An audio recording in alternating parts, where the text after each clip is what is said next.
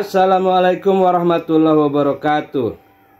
Selamat pagi para netizen di mana saja Anda berada. Salam opini rakyat. Kita ini negara terkaya di dunia. Karena apa? Sepertiga mineral bumi ada di Indonesia. Saya kasih contoh. Ini contoh simpel kecil-kecil aja. Ada tambang emas 2 miliar ton di Dompu. Dompu. Nusa Tenggara Barat. Nusa Tenggara Barat. Kecamatan Huu namanya. Itu ada kandungan emas 2 miliar ton. Satu kecamatan di Dompu. Di Dompu itu masih di Sumbawa. Kan NTB ini ada Sumbawa, ada Lombok. Nah, Sumbawa itu dari ujung ke ujung isinya emas. Kita belum bicara Bima. Kita belum bicara Dompu di kecamatan lain. Ini baru kecamatan Huu. Nah, 2 miliar ton itu kalau kita hitung secara kasar, itu nilainya 1,8 juta triliun rupiah. 1,8 juta triliun rupiah. Itu baru satu kecamatan. Dan baru di kota kecil namanya Dompu. Di Bima katanya lebih banyak lagi. Di Solok banyak. Di Pelabuhan Ratu banyak emas. Di Ambon, Gunung Botak, itu isinya emas semua juga. Banyak di Ambon. Di Gunung Botak bang ya? Ya. Jangan sambil pegang kepala ya. Nah, jadi itu isinya emas juga. Jadi Indonesia kita ini, itu baru satu sampel.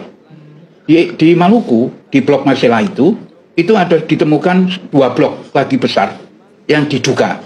Kalau itu dieksplorasi, diambil minyak gasnya di situ lebih besar daripada seluruh jazirah Arab kalau dikumpulin kandungannya itu. Jadi Arab itu, Saudi, Irak dan lain sebagainya dikumpulin masih banyak di situ. Cadangan minyak dan gas ini. Di daerah di dekat blok Marcella itu. Nah, itu yang kedua. Yang ketiga, di Bangka Belitung ditemukan satu tambang namanya thorium. Thorium itu ya persis mirip dengan uranium tapi tidak bisa dipakai untuk senjata. Thorium ya, tidak bisa dipakai sebagai senjata. Thorium 1 ton itu nilai listriknya sama dengan 250 ton uranium.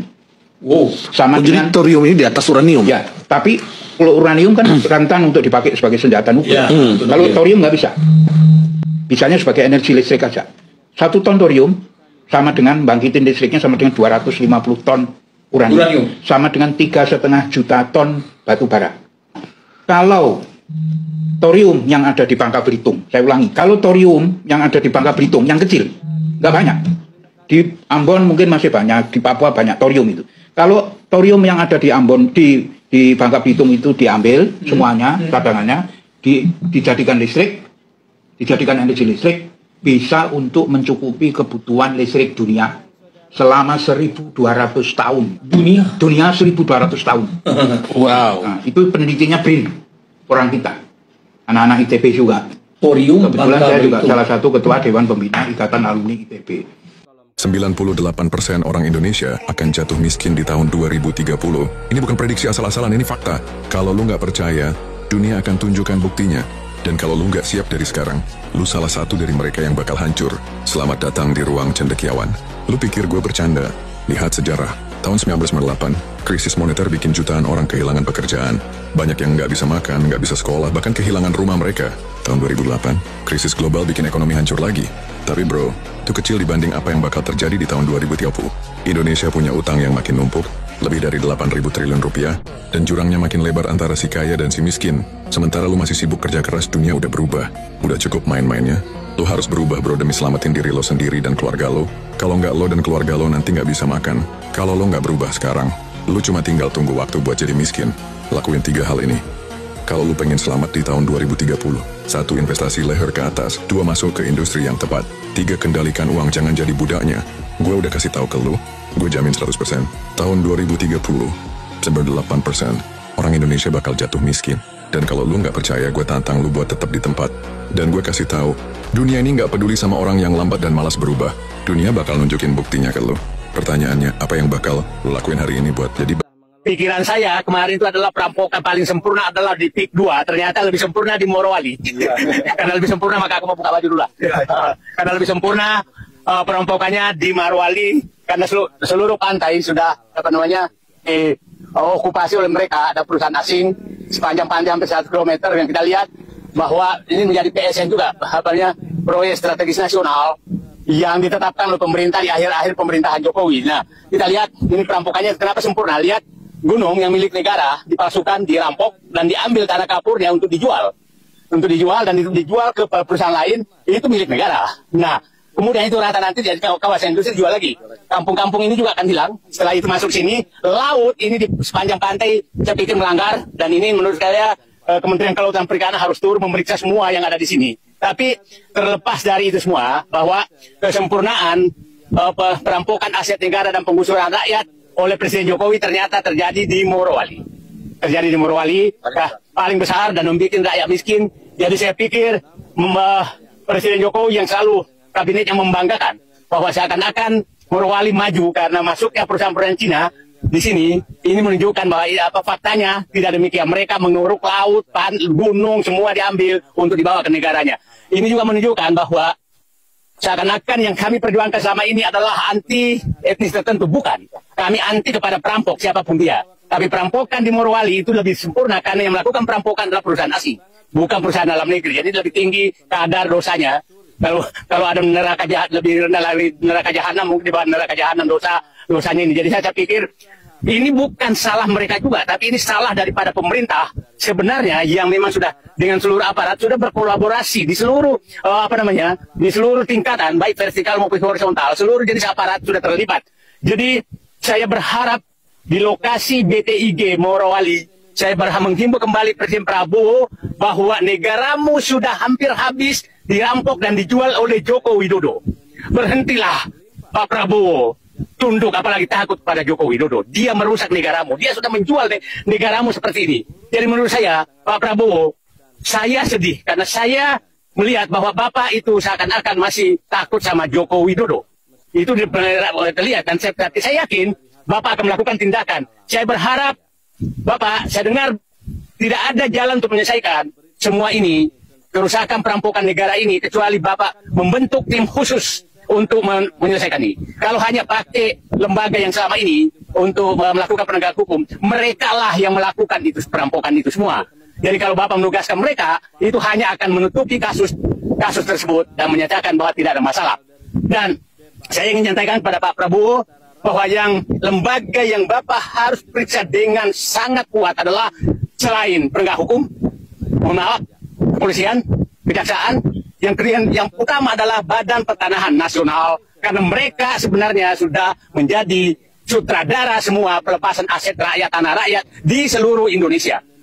Jadi seluruh Indonesia. Yang kedua adalah kepala-kepala desa. Saya minta diaudit semua kepala desa di seluruh Indonesia yang memang terjadi pelepasan tanah-tanah seperti ini, itu diaudit semua. Karena ternyata ya informasi dari Pak Aisan tadi bahwa kepala desa ini ini desa kohot kedua, desa kohot ketiga juga.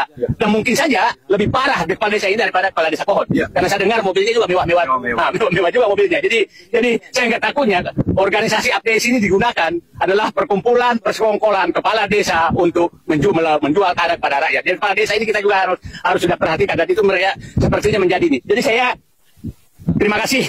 Saya akan ke daerah lain lagi, tapi saya menganggap Morowali adalah puncak perampokan aset negara dan penjualan aset negara kepada asing oleh Joko Widodo.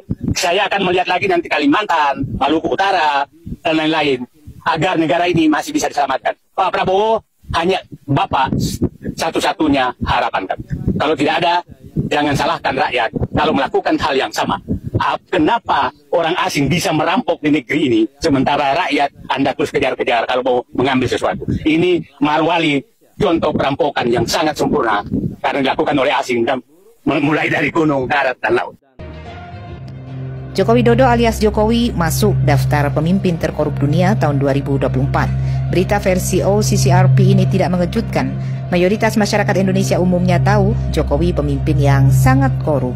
Namun demikian, nominasi Jokowi sebagai pemimpin terkorup dunia oleh lembaga internasional sekaliber OCCRP merupakan peristiwa sangat penting sebagai konfirmasi dari masyarakat dunia tentang perilaku Jokowi yang sangat korup.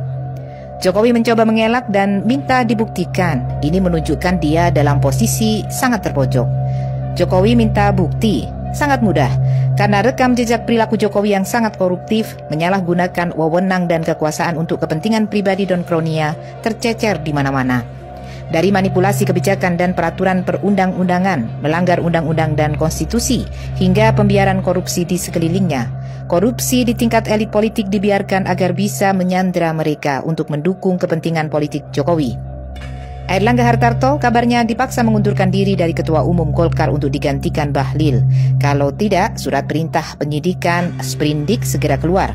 Elit politik yang melawan dijamin akan ditangkap. Jokowi tidak ragu memberlakukan kebijakan yang bertentangan dengan hukum, bertentangan dengan undang-undang dan undang-undang dasar. Karena itu, Jokowi harus mengamankan kebijakannya dengan menguasai aparat hukum dan peradilan, kepolisian, kejaksaan, KPK, kehakiman, Mahkamah Agung, dan Mahkamah Konstitusi.